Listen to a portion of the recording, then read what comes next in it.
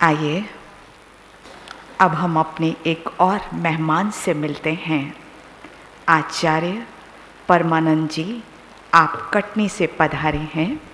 आप चित्रकूट रामानंदाचार्य आश्रम से संबंध रखते हैं।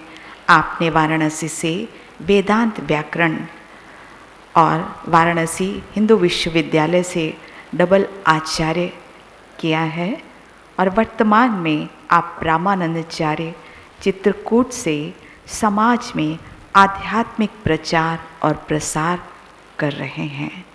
तो आप अपनी शुभ भावना 3 मिनट में हमारे सामने रखेंगे।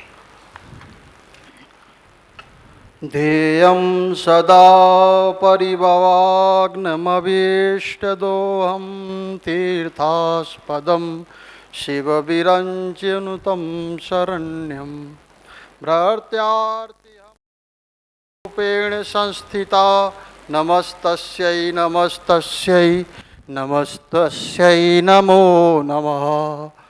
ओम शांति। सभी लोग बोलें एक बार।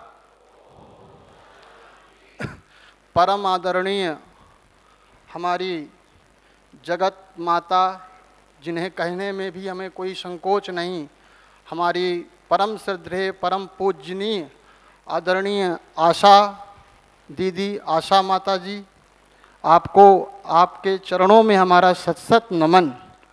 आपने हमारे इस कार्यक्रम को सफल बनाने के लिए आपके द्वारा परमपिता परमात्मा ने ही ये प्रेरणा देकर के हमारे पूज्य संतों को भारत से चुन चुन करके इस पूज्य प्रांगण पर बुलाया है। इसलिए परमपिता परमात्मा शिव बाबा को कोटि कोटि कोटि नमन।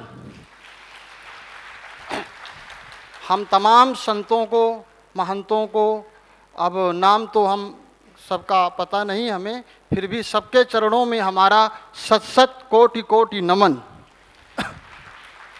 समय हमारे पास बहुत कम है, इसलिए थोड़े से शब्दों में हम जो आज का विषय है धर्मग्लानि। धर्मग्लानि किसने की? हमने ही की है। तो धर्मग्लानि को दूर भी हम ही करेंगे।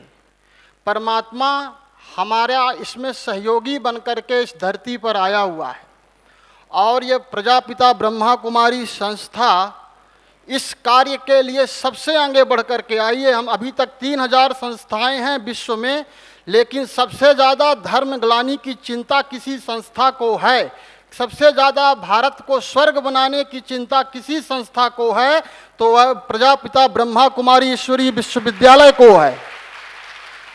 अभी तक हम तमाम सोशल मीडिया में धर्मों के व्याख्यानों को लोगों के सुनते हैं, लेकिन सब अपने अपने संस्था का प्रचार करते हैं, अपनी अपनी संस्था का प्रचार प्रसार करते हैं, लेकिन मात्र एक यही संस्था है जिसको सबका दुख, सबका दर्द, सबकी पीड़ा सबसे ज़्यादा होती है।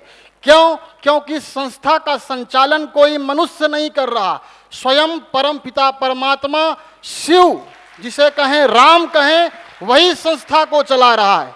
यहाँ हम सब उसके निमित्त कार्य कर रहे हैं, क्योंकि वो अदृश्य है, दिखाई नहीं देता, इसलिए उनके निमित्त में प्रजापिता ब्रह्मा बाबा दादा लेखराज उनके सारथी हैं। उनको भी हमारा सत सत नमन, जिन्होंने अपना संपूर्ण समर्पण कर दिया।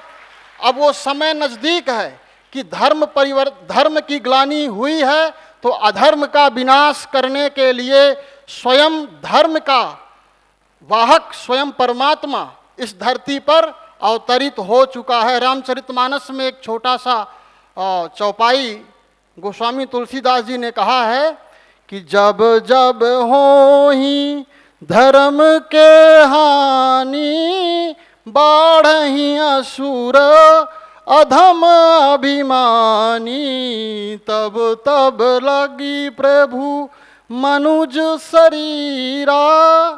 प्रभु ने मनुज का शरीर लिया। वो मनुज कौन है? स्वयं प्रजापिता ब्रह्मा, जिसका आधार लेकर के शिव स्वयं गीता ज्ञान दे करके इस धरती को पावन बनाने का कार्य लगभग पूरा कर चुका है। पर्दा खोलने की बारी है। अब वो जल्द ही वो पर्दा खुलने का समय आ चुका है। हमारे सभी धर्म सम्राट साधु महात्मा हमारे पूज्य गुरुओं ने ये बात भी स्पष्ट कर दी है कि अब देर नहीं, भारत का सितारा विश्व गगन पर चमकेगा। हम तैयार हों चाहे ना हो, वो कार्य कराने आया है, वो हमसे कार्य करा ही लेगा। उससे बड़ा सर्वशक्तिमान कोई नहीं है। इसलिए हमारी भलाई इसी में है कि हम सब एक हो करके उसके इस कार्य में सहयोगी बन जाएं, ताकि हमें भी कुछ मिल जाएगा। ओम शांति, ओम शांति, ओम शांति। आप सभी का इस कार्यक्रम में आने के लिए, इस कार्य को सफल बनाने के लिए सभी का कोटि कोटि कोटि धन्यवाद। नमस्कार। तो बहुत ही सुंदर संदेश इस ईश्वरीय विश्वविद्यालय का आपने सभी को दिया।